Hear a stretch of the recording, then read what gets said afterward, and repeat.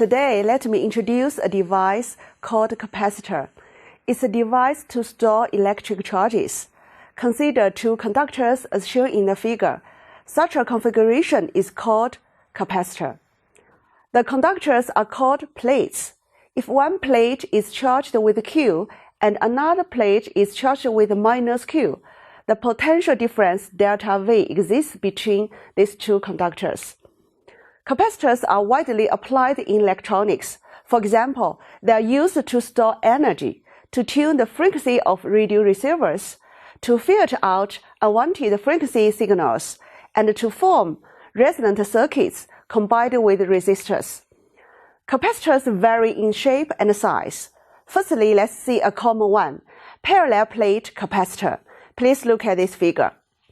A parallel plate capacitor consists of two parallel conducting plates of area A, and the separation between two plates is D. Now let's see an experiment showing how a capacitor is charged. Initially, the capacitor is uncharged. The net charge carried by each plate is 0. As shown in this figure, we connect each plate to each terminal of a battery. An electric field is then established in the wire. Let's focus on the plate connected to the negative terminal of the battery. Due to the action of the electrostatic force exerted by the field, free electrons move from the negative terminal onto the plate. When the plate, the wire, and the terminal are all at the same potential, the electrons stop moving. The plate now carries a negative charge minus Q. A similar process occurs at the other plate, where the free electrons move from the plate to the wire, causing the plate positively charged with plus Q. When the equilibrium is reached, the potential difference across the capacitor plates is equivalent to that between the terminals of the battery. Then we have a question here. What determines how much charge can be stored on the plates of the capacitor for a given voltage? The experiment shows that the quantity of charge Q on the capacitor is linear proportional to the potential difference delta V between two conductors. The proportionality constant depends on the shape and the separation of the conductors. This relationship can be written as this one. Q equals constant C times delta V. The constant C is called capacitance of a capacitor. It's defined as the ratio of the amount of the charge on either conductor to the magnitude of the potential difference across the conductors. Physically, capacitance is a measure of the capacity of storing electric charge for a given potential difference. The SI unit of capacitance is a farad. By definition, capacitance is always a positive quantity. Furthermore, the charge Q and the potential difference delta V are always expressed as positive quantities. The farad is a very large unit of capacitance.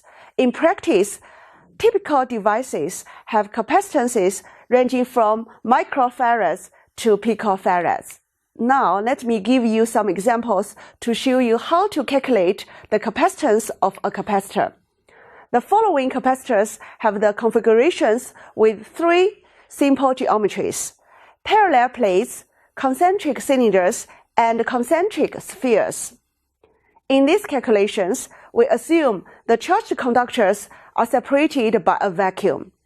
We can suppose a capacitor with two plates carries a charge Q and calculate the electrical potential difference delta V between two plates. By applying the definition C equals Q over delta V, we calculate the capacitance. Please look at this figure.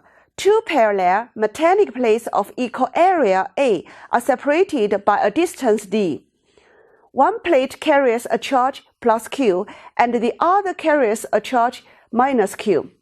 The surface charge density on each plate is sigma, which equals Q over A. If the plates are very close each other, compared to their length and width, we can assume the electric field is uniform between the plates and zero elsewhere. Therefore, the system has planar symmetry and we can calculate the electric field everywhere using Gauss's law. As shown in the figure, we choose a cylinder as a Gaussian surface.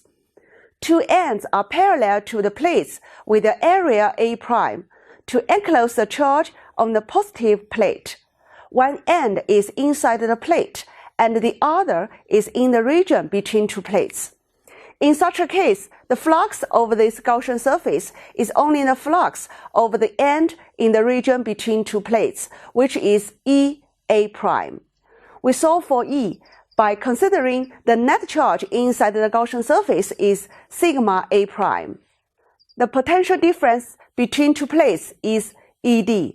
Based on the definition of the capacitance, by substituting delta V, we have C equals epsilon 0 A divided by D.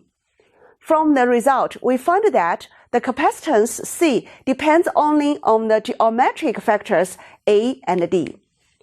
The capacitance increases linearly with the area A. For a given potential difference delta V, a larger plate could store more charges.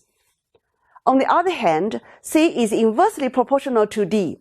For a fixed Q, the smaller the separation, the smaller the potential difference delta V. Next, consider a cylindrical capacitor. As shown in the figure, a solid cylindrical conductor of radius A is coaxial with a cylindrical shell of radius B with negligible thickness. B is larger than A. The length of both cylinders is L, and we take this length to be much larger than the separation of the cylinders, B minus A, so that the electric field between two cylinders is uniform.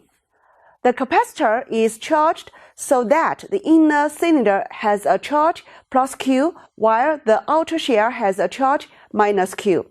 Please find the capacitance of this capacitor. To calculate the capacitance, we first compute the electric field everywhere. Due to the cylindrical symmetry of the situation, a cylinder is chosen as our Gaussian surface, which is coaxial with two conductors as represented by the dashed line. The length is little l smaller than capital L, and the radius is r. Our Gaussian surface is located in the region between two conductors so that R is larger than A and smaller than B. Using Gauss's law, the flux over our Gaussian surface is E times 2 pi r L, and the net charge in the surface is lambda L. So we have the value of the electric field in the region between two conductors as shown here. Then we calculate the potential difference between two cylinders by the line integral of the electric field over the limits from A to B. Here we have chosen the integration path to be along the direction of the electric field lines. From definition, we obtain the expression of the capacitance by substituting delta V. Once again, we see that the capacitance C depends only on the geometric factors L, A, and B.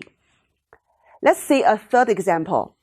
As shown in the figure, a spherical capacitor consists of a spherical conducting shell of radius B and a charge minus Q, concentric with a smaller conducting sphere of radius A and the charge is Q. What's the capacitance of this device? Due to the spherically symmetric distribution, we could calculate the electric field by using Gauss's law. A spherical surface of radius r concentric with the sphere is chosen as our Gaussian surface. Here, r is smaller than b but larger than a. By Gauss's law, we solve for the value of the electric field in the region between two conductors as expressed by this one. And then we calculate the potential difference by this integration. Finally, we obtain the capacitance of this device by this formula. We see again that the capacitance only depends on the geometric factors A and B. If the radius B of the outer sphere approaches infinity, in other words, the conductor becomes isolated since another conductor is located at infinity, how about the capacitance? Let B approaches infinity. The above equation becomes this one. Thus, the capacitance of a single isolated spherical conductor of radius r is 4 pi epsilon 0 r. Above examples showed us how to find the capacitance of a capacitor. You may notice that the key point is to find the electric field and the potential difference between two conductors. So if you forget how to calculate the field and the potential by those approaches we learned before, please spend some time reviewing them. You may notice that the region between two plates of the capacitors we concerned is free space. Or strictly speaking, the air fills the region between two plates.